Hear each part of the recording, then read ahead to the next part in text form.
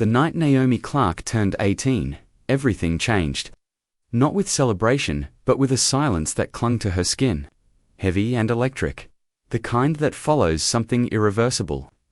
She woke up in his bed, surrounded by a world that didn't belong to her. Silk sheets, the faint scent of cedar and leather. Sunlight pouring through tall windows like judgment. Her body ached in ways she didn't expect, and her heart beat with a strange mix of shame, wonder, and something dangerously close to satisfaction. Malik Freeman was gone. Of course he was. He always vanished before dawn, slipping away like a shadow that never belonged to the day. Now his absence filled the mansion louder than his presence ever had. Naomi pulled on the shirt he had worn the night before, still warm, still carrying him, and walked barefoot across the cold marble floor. Her thoughts raced. He was her guardian, had been since the fire that took her parents when she was 13.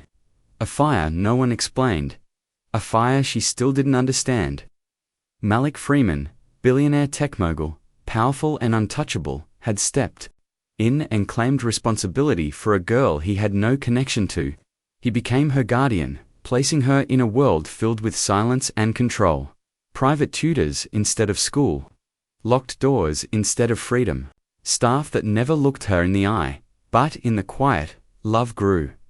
Dangerous, impossible love. Maybe it started the night he found her crying, alone on her birthday. When he sat beside her, and let their hands rest inches apart. Maybe it was the way he studied her art, like he saw pieces of her no one else dared to look at. Maybe it was simply the way he moved, controlled, cold, but not cruel. Last night, everything changed. That look he gave her wasn't guarded. It wasn't distant. It was real. She went to him, not out of impulse, but certainty, and he didn't stop her. He didn't pull away. He didn't remind her of their age difference, or the rules, or the consequences. He let it happen. He let her happen, but this morning, he was gone. No explanation, just a folded note on the hallway table. She read it again and again. You're free now. Live your life. Forget me. No apology, no emotion, just cold finality. As if what happened between them meant nothing. But to Naomi, it meant everything. It was the only real moment they had ever shared. And now he wanted her to pretend it didn't happen. She stood in the foyer, still wearing his shirt, her feet cold against the marble. Sunlight cut through the windows like a blade. Then she turned, climbed the stairs slowly, deliberately. Her heart pounded. In her bedroom, she picked up her sketchbook, opened to a blank page and began to draw. Not his eyes. She couldn't bear that. She drew his hand, the one that hovered beside her face, trembling before pulling away. A memory. Unfinished. She stopped. Her hand shook. Then she turned the page, picked up her phone, and made a call. She wasn't going to forget. She wasn't going to hide. Not anymore. Naomi Clark had grown up faster than most girls her age, not because she wanted to, but because life gave her no other choice. Tragedy did that to people, and so did power when it showed up wrapped in silence and control. At 13, she was pulled from the ashes of her family's estate in Savannah, Georgia. The fire was ruled an accident. The case was closed before questions could be asked. But Naomi knew better. That night didn't just take her parents, it stole everything: her future, her home, her sense of safety. It left her small, scared, and alone in a world that didn't notice. She spent 2 months in a state-run shelter that smelled like bleach and hopelessness. Nobody looked her in the eye. Nobody said her name like it mattered. Every creak in the hallway made her flinch. Every locked door reminded her she wasn't safe. Then Malik Freeman walked in. Tall, cold, polished like a man carved from power. Black coat, dark skin, silver watch that caught the light like a blade. He said her name with certainty. He told the social worker he'd take her in, that he'd accept full guardianship. No one knew why. Malik Freeman didn't have children, didn't have a wife, didn't even have a reason to know the Clark family. But his lawyers moved fast, and in less than a week, Naomi was moved into a fortress of stone and glass in Oak Bluffs, Massachusetts. A mansion perched above the sea, cold and quiet, where every room echoed like it wasn't meant to hold people. Her bedroom overlooked the Atlantic. Her art studio faced a rose garden she wasn't allowed to touch.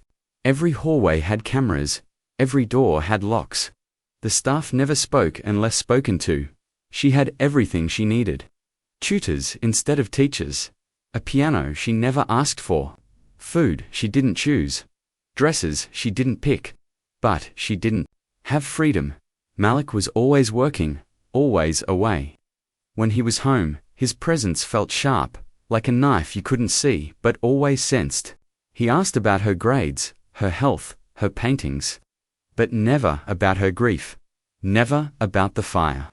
Never about what it felt like to be a girl trapped in a house that looked like paradise but felt like a prison.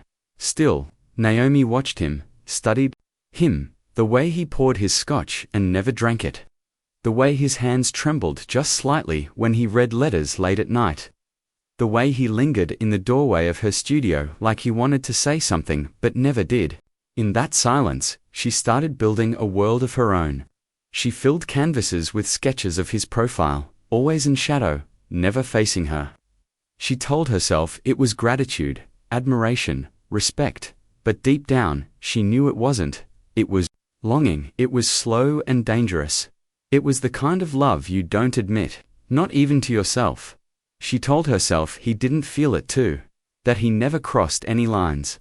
He kept his distance, set boundaries like fences she wasn't allowed to climb, but sometimes he slipped. Sometimes his voice softened when he said her name. Sometimes he tensed when a male tutor smiled too long at her. Once, when she was 17, he cancelled a major business trip to Tokyo, claiming a scheduling conflict, and stayed home on her birthday. She spent the evening alone, but from the hallway, she saw him in his study, drinking in silence, staring at an old photo of her holding her mother's hand. That's when the questions started. Why her? Why would a man like Malik Freeman take in a girl he didn't know, then keep her so close and so guarded? Why did he surround her with everything except affection? She didn't know, but she wanted to. Because by the time she turned 18, she wasn't a girl anymore. She wasn't fragile. She wasn't waiting. She had loved him for years, silently, painfully, and now, after the night they shared, she knew he had felt it too. For weeks after that night, Naomi moved through the Freeman estate like a ghost.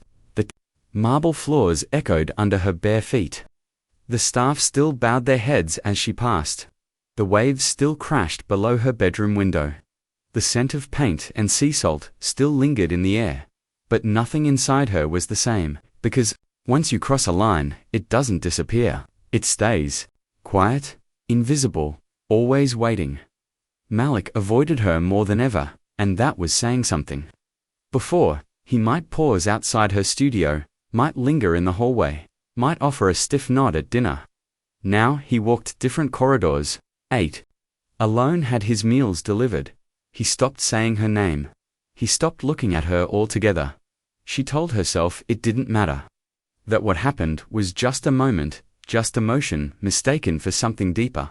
But she couldn't lie to herself anymore, because every time she closed her eyes, she felt his hands, his breath, the way he whispered her name that night, not with control, but desperation. She wasn't imagining it.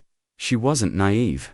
She knew love, and this wasn't fairy tale love. It was heavy, complicated, built from 5 years of silence, protection, pain, and longing. Love that didn't sparkle, love that burned. It wasn't just about that night, it was everything leading to it. The times he looked at her like she was made of glass he couldn't touch. The way he flinched when she got too close. The tension in his voice whenever someone else showed her kindness. The care wrapped in distance. The boundaries drawn with steel. She remembered her friends from art school calling her mysterious, elegant, untouchable. They didn't understand, they thought it was by choice. They didn't know she was held together by the pieces of a love that had never been allowed to exist. A love that never spoke its name, but lived in every glance that lasted too long. Malik never gave her a reason to believe he saw her as more than his responsibility. He gave her safety, but never warmth. gave her structure, but never tenderness. But sometimes, he slipped. Sometimes, he looked at her like he saw everything. Like he remembered things he was trying to forget. She couldn't forget, she didn't want to. Because even now, even after everything, even in the silence, she still loved him. Not blindly, not foolishly, but fully. And that kind of love doesn't fade, it waits. One afternoon, as she walked past his office, the door was slightly open. She paused. Inside, she heard his voice. Not speaking to anyone, speaking to himself, low-strained, confessing things he never meant for her to hear. He spoke of guilt, of the fire, of promises broken. He said her name like it was sacred. Like it was too heavy to hold. She backed away before he saw her. Her heart pounded. Her hands trembled. Because for the first time, she realized the wall between them wasn't made of distance, it was made of fear. That night, Naomi didn't wait in her room. She went to the garden. The same garden where years ago she had painted a tree that no longer existed. She had been 14. He had told her sometimes memories are more powerful than truth. She had carried those words with her ever since. Now, under the moonlight, she waited, her breath steady, her heart louder than the wind. When Malik stepped outside and saw her standing there, he froze. His posture tightened, his face unreadable. She didn't flinch, she stood tall. For the first time, she didn't feel like a child asking for permission. She felt like a woman standing.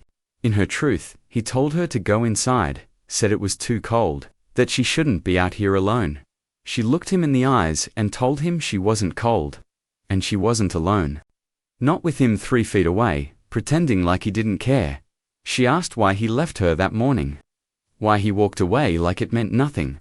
Why he wrote a note instead of facing her. His answer was silence. Thick and aching, it nearly broke her. Then he stepped forward, just slightly, and said the one thing she never expected to hear. If I stayed, I would have kept you. He didn't touch her, not that night, not again. But his voice cracked on the word kept, and that crack stayed with her longer than any kiss. In the days that followed, they moved around each other like two people holding back a storm. He stopped avoiding her, but he didn't seek her out either. Their conversations returned, but only in fragments. Over half-finished books, over idle questions about her paintings. Over quiet moments in the kitchen, Naomi felt the shift in him. The way he watched her more softly now. The way he paused a little longer when she spoke. Something was breaking in him. Something was trying to surface. But it was buried under layers of control built over a lifetime. Then one evening, while cleaning out the old storage room in the East Wing, Naomi found a drawer, antique, locked. She searched and found a key taped beneath it, almost like someone wanted it found but didn't want to say it out loud. Inside were folders, old clippings, headlines from the fire that killed her parents. Every article preserved, notes scribbled in the margins. Details underlined. Names circled. But it wasn't the fire that shook her, it was the obsession. She found a letter. No signature. Just a warning in familiar handwriting. Her father had made enemies. Powerful ones. The fire hadn't been an accident. Her father had been silenced. She ran to Malik's office, the letter shaking in her hand. The words bursting from her mouth like thunder. He didn't lie, he didn't deny. He looked at her with that same tired expression she'd seen too many times. Like he was trying to remember how to breathe. He admitted it. Admitted he had known. That he suspected his father had been involved. That her father had been a threat to a plan that went wrong. He told her. He took her in, not just out of guilt, but to protect her. Because, if she stayed in the system, she would have been left vulnerable. She stared at him. She didn't want protection anymore. She wanted the truth. She wanted her life back. Whatever existed between them, whatever feelings remained, couldn't survive in shadows. He didn't argue, he didn't beg. He just let her see him for who he really was, and for the first time, the walls between them began to crumble. Not with force but with truth. After that night, everything changed. But not in ways Naomi expected. The truth didn't bring closure, It brought more shadows, more questions. Malik no longer avoided her, but the tension between them didn't dissolve.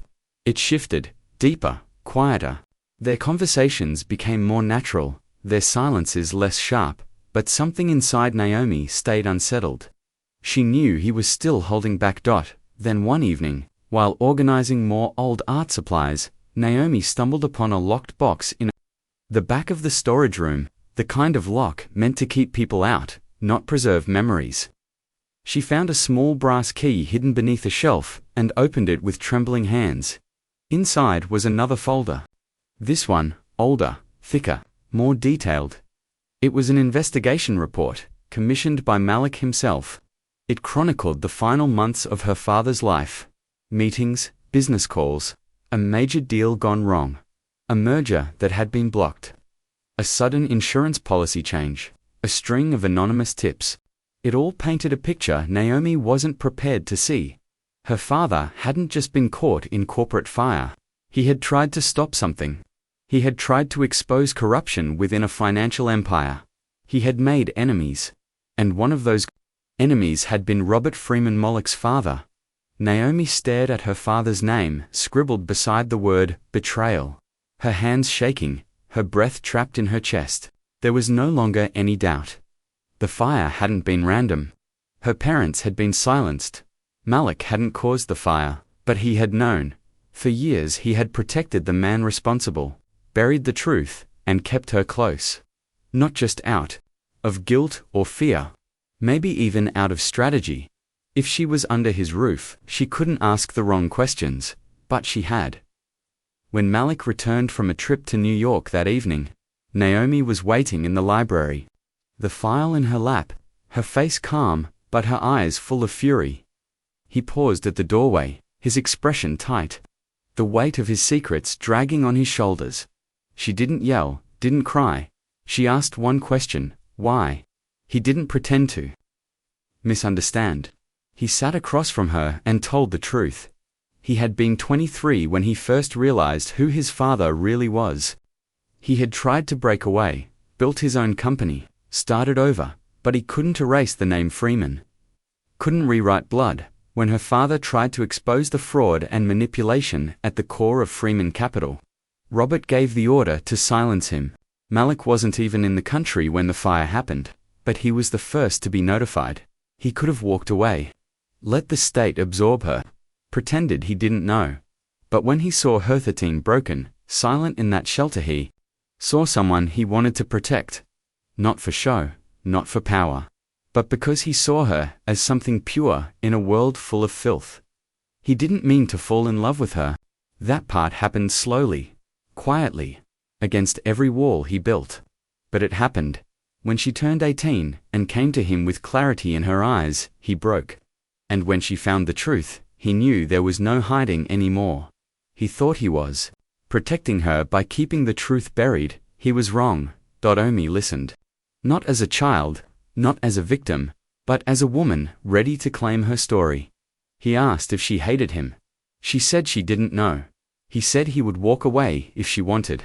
Leave everything, the house, the company, his name, anything, but she didn't want any of that. She wanted control. For the first time in her life, she wanted to write her own ending. In the days that followed, Naomi pulled away. Not out of anger, out of necessity. She stopped painting. She stopped eating. She moved into the guest wing of the house and spent long nights walking the cliffs alone. The ocean below roared like a voice she couldn't silence. Malik didn't follow her. He didn't force conversation or try to repair what couldn't be undone. He simply gave her space. Then one night, she returned from a long walk and found a small leather-bound notebook on her bed. No lock, no instructions, just a note inside. You write the story now. I'm done hiding it. Her fingers traced the cover. She didn't cry, she didn't smile, but something inside her shifted. Not forgiveness, not peace, but something that felt like understanding. She had spent her entire life being told who she was, where she could go, what she could feel. Now, for the first time, she realized she didn't have to accept any of it. The truth had shattered her illusions, but maybe it could also build her freedom. The days passed slowly. She tried to paint again, but the canvas stayed blank. She stood in the studio for hours, brushes untouched, colors still capped. Her heart wasn't ready. Her hands weren't steady. She no longer looked at Malik with longing. She looked at him with clarity. Not as a savior. Not as a villain. Just as a man. A man shaped by the same darkness that had swallowed her family. A man who had chosen to protect the truth that never belonged to him. He didn't try to win her back. He didn't ask for her love. And for that, she was grateful. Because love given out of guilt isn't love at all. Still, the silence between them carried weight. He watched her from afar sometimes, from the second-floor balcony, while she walked the cliffs below. Not possessively, just present. And sometimes, that presence hurt more than absence ever could.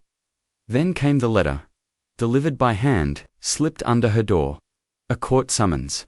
The state was reopening the investigation into Monroe Holdings, her father's company. New evidence had surfaced. Allegations of arson linked to corporate sabotage. She was being called to testify. Naomi froze, because she hadn't told anyone. Hadn't shared the documents she found. Hadn't spoken the truth outside the walls of that mansion. Only one person could have sent that information. Malik. She confronted him the same day, cornered him in the kitchen while he made coffee, looking more exhausted than she had ever seen him. He didn't deny it. He didn't flinch. He said he had submitted everything to the authorities weeks ago, before she ever found the files. He had been waiting for the right time to tell her, but the right time never came. He said he was ready to testify. He had resigned from the board. Given up his shares, he was prepared to destroy the legacy his father built if it meant justice. She asked him why. Why now? Why after all this time? His answer came slowly, but clearly. Because the only reason he hadn't done it sooner was fear. Fear of what it would do to her. Fear of what it would reveal about him. Fear of becoming the man his father always accused him of being. But now, he said, fear didn't matter anymore because she mattered more. The hearing was set in downtown Boston, inside a closed courtroom guarded by attorneys, cameras, and government agents. Naomi sat alone in a hallway that smelled of bleach and cold air, her palms sweating, her mind racing. She wasn't a legal expert. She had never testified before. But she knew what she had seen, what she had read, and what she had lived through. When her name was called, she stood, smoothed her coat, and walked through the doors, not as a girl broken by the past, but as a woman choosing to face it. Inside, familiar faces looked back at her. Men she had only seen in photographs, corporate partners, smiling beside her father, now stripped of their masks. The same people who had toasted fake partnerships, who had orchestrated betrayal. And sitting at the far end of the room, beside the prosecution, not behind a desk or shielded by power, was Malik. Not as her guardian, not as a billionaire, just a man. She took the stand and spoke clearly. She described the documents, the patterns, the reports she had found, the letter she had read. And when the questions came direct, harsh, unfiltered, she didn't flinch.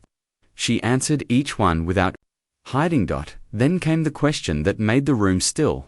What is your relationship to Mr. Malik Freeman? She didn't hesitate. She told the truth. She said she had loved him, still loved him, but that love doesn't protect anyone from consequence. If justice meant exposing everything, then that's what she was willing to do. The aftermath came like a storm. Headlines exploded across the state. Betrayal, empire collapse. Daughter of fallen CEO breaks silence. Malik Freeman was vilified in some papers, hailed in others. He faced charges not for the fire itself, but for obstruction, for hiding evidence, for protecting the truth for too long. He didn't go to prison, but his empire was stripped. His name, once revered, became a symbol dissected by talking heads and investors he used to command. Naomi shut out the noise. She turned off her phone, refused interviews, declined invitations to memoirs and podcasts. She moved into the far wing of the estate, where the sea could drown out the sound of public judgment. She thought telling the truth would feel like freedom. Instead, it felt like ash. Because in gaining justice, she had to admit the one thing she'd Never wanted to face what she lost could never be returned. Malik didn't speak to her during those weeks. Not once. He gave her space, gave her silence, gave her exactly what she once begged for, and maybe that's why it hurt more, because this time, the silence wasn't avoidance, it was respect, and somehow, that made her miss him even more. One evening, Naomi stood outside Malik's room, unsure whether to knock or walk away. Her chest was full of questions, none of which had answers. But something deeper than thought guided her. She opened the door. He was sitting on the floor with his back against the bed. Sleeves rolled, papers scattered like autumn leaves. He looked up, surprised, but didn't speak. She walked in and sat beside him. No words, just silence. Not the kind that hides something, the kind that holds space for something real. After a long time, she asked him one question. "Do you regret loving me?" He looked at her. His eyes were tired, but honest. No, never. He only regretted not trusting her sooner. She told him she didn't know what they were now, didn't know if anything could grow from the ruins of what they had. He didn't offer an answer. He said maybe the label didn't matter. Maybe all that mattered was the truth. That night, they didn't kiss. They didn't touch. They just sat on the floor, two people piecing themselves back together without pretending they hadn't shattered. And for the first time in months, Naomi slept without dreams. The weeks turned to months. The media frenzy faded. Malik sold the company entirely, transferred the profits into foundations that supported victims of corporate abuse. Some praised him. Others called it guilt, disguised as redemption. Naomi didn't care. She stayed away from cameras, denied interviews, refused to become a story owned by someone else. She spent her days in the old garden room, repainting the walls, turning it into a sunlit studio filled with blank canvases and quiet hope. She began to paint again. At first, in soft tones. Then, with fire, but even as color returned to her work, something inside her still hesitated. She had forgiven, but not completely. She had healed, but not fully. She told herself it was okay, that healing wasn't perfect, that love didn't erase wounds, it just grew around them. Malik never pushed her, never asked for more. He stayed near, respectful and present, no longer the man who ruled boardrooms, but someone who trimmed hedges and cooked simple meals. He let her come and go as she pleased, speaking only when she was ready. Then one afternoon, while sorting through old art supplies, Naomi found a sketch. One she had made years ago. A man stood at the edge of a cliff, arms stretched wide. But his shadow was wrong. It reached behind him like a beast. A figure holding a torch. She stared at it for a long time. She had seen it all along, she just didn't know how to name it back then. That night, she invited Malik to dinner. Not to forgive or to fix anything, just to sit across the table like to people who had walked through fire and were still standing. They ate without pretense. No crystal glasses, no formality, just food and breath and stillness. Afterward, she showed him her latest painting. A 6-foot canvas of a faceless woman reaching through fire toward light. He stared at it for a long time and asked if it was her. Not maybe, she said. Or maybe it's who I want to become. He told her she was already halfway there, and for the first time in months, she let him touch her hand. Not as a claim, not as a plea, just as presence. A week later, Naomi received a letter from a law firm in Montana. Inside was a deed to a small cabin by a lake, left to her by her late grandfather. A note was tucked inside, dated years ago, but never sent. It was written to her mother. It spoke of regret, of failing to protect his daughter from a world of powerful men, of watching secrets poison generations. The cabin, he wrote, was a sanctuary, a place untouched by business, bloodlines, or betrayal. A place where healing might be possible. Naomi read the note twice, then packed a bag. She left Malik a single message. No promises, no plans, just space. She boarded a flight before dawn, without telling anyone where she was going or when she might come back. The cabin sat among tall trees and a lake that reflected the sky without distortion. It was small, weathered, quiet. No staff, no guards, no cameras. Just the wind in the trees and water lapping the shore. Naomi chopped wood, cooked simple food, painted by the lake. For the first time in years, she was completely alone. And it didn't scare her. She wrote long letters to her parents. Letters she never mailed. She folded them and buried them beneath the tree behind the cabin like offerings to the past. She stopped wearing makeup, stopped waiting for texts, stopped searching for signs. She began to breathe again. Then one afternoon, while painting near the dock, she looked up and saw him. Malik stood across the water, dressed in flannel and hiking boots, looking nothing like the man she had once known. He didn't wave, didn't call her name. Just stood there. She put down her brush, walked across the dock, and stopped a few feet from him. "You found me," she said. "I didn't come to take you back," he answered. "I came to see if you were okay." She asked how he knew where she was. He said, "Your silence pointed louder than your words ever could." They didn't talk about the past that day. They sat by the fire, drank coffee, watched the wind move through the trees. Later that night, she asked him why he had come all this way. "Because love doesn't always mean holding on," he said. "Sometimes it means letting go." He said he needed to see with his own eyes that she had let go of him. She looked at him then, really looked, and for the first time, she didn't see the man who locked her in a golden cage. She saw a man who had finally accepted that love wasn't about power or protection. It was about presence, truth, choice. She told him she didn't know what they were or what they could be. He said that was okay. He hadn't come for answers, only to give her one. He stayed 2 nights in the small guest cabin, cooked quiet meals, fixed a leaking pipe, helped her rearrange paints in the studio. He never touched her, never crossed lines, just existed beside her. And when he left, he didn't ask her to come with him. He left a book on the nightstand, a collection of poems by her favorite writer. Inside was a note. No promises, just hope. No lines, just space. She cried for hours after he left. Not out of sadness, but relief, because for the first time, love didn't come wrapped in secrets or guilt. It came gently, respectfully, patiently.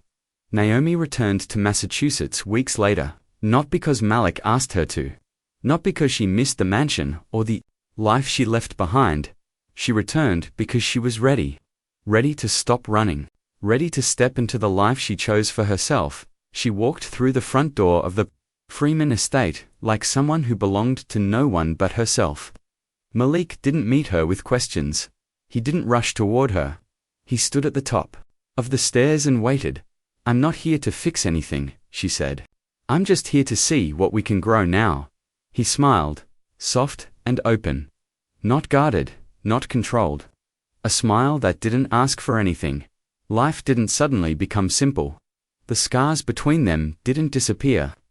But what surprised Naomi most was how peaceful the complexity had become. Her past no longer felt like chains wrapped around her ankles. It felt like a path she had walked with open eyes and bruised feet. A path that led her to now. She and Malik didn't label what they had. They didn't make promises or set boundaries they weren't ready to cross. They built something slow and quiet. A routine that felt like healing. He planted herbs in the back garden. She painted in colors she hadn't touched in years. They read on opposite ends of the couch, shared music, cooked dinners, spoke when it mattered, sat in silence when it didn't.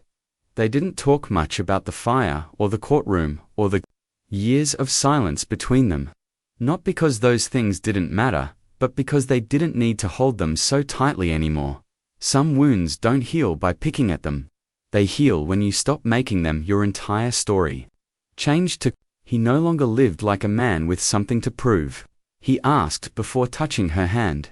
Waited for her to speak first. Showed up every day not as the billionaire who once owned empires, but as a man learning how to exist without armor. One morning, fog rolled in from the ocean, blanketing the cliffs in silver light. Naomi stood in front of her largest canvas yet, a piece she had been working on for months.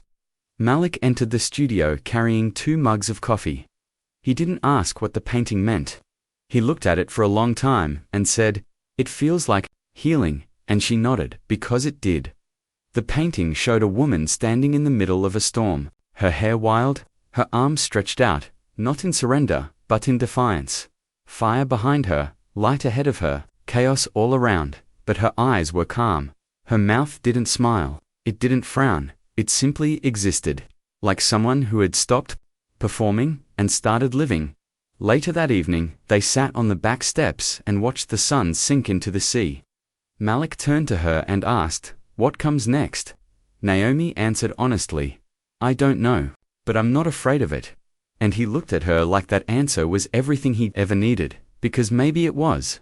They didn't need timelines or vows. They didn't need to chase perfection. They only needed to keep showing up every day, even when it was hard, even when it hurt.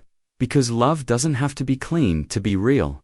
Sometimes the most powerful kind is the one that survives the fire and stays anyway. And for the first time in a very long time, Naomi Clark knew she was no longer surviving her story, she was writing it.